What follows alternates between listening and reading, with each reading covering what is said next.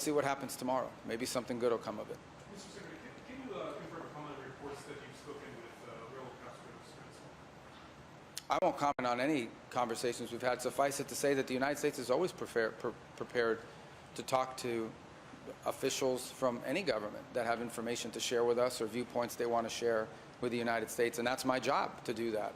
So whether it's someone in Cuba or potentially one day someone in North Korea or right now in Iran, we're always open to listening. That's different from a negotiation, obviously, but we're prepared to listen to the viewpoints that other people say. A country located 90 miles off the coast of the United States.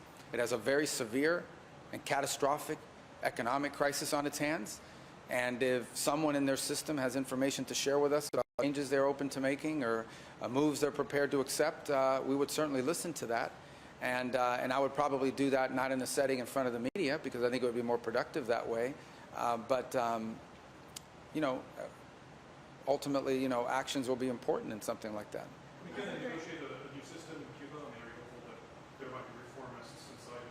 Well, I mean, the status quo is unsustainable. We had a meeting there today with all the leaders of CARICOM, and it was one of the points I raised, and I think virtually everyone in the room agreed that today, Cuba's status quo is unacceptable. Cuba needs to change.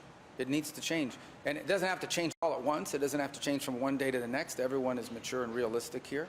We're seeing that process, for example, in Venezuela. And many of the countries represented at the CARICOM conference today were themselves countries that went through transitions at some point in their history. But Cuba needs to change. It needs to change dramatically, because it is the only chance that it has to improve the quality of life for its people and not lose 15% of its population since 2021. 15% of the people of Cuba have left since 2021. That is not a system that's working. That's a system that's in collapse, and they need to make dramatic reforms. And if they want to make those dramatic reforms that open the space for both economic and eventually political freedom for the people of Cuba, obviously the United States would love to see that and would be helpful. If they decide they're going to dig in and just continue forward, then I think they're going to continue to experience failure, and the people of the country are going to continue to suffer, and it'll be, you know, the regime's fault.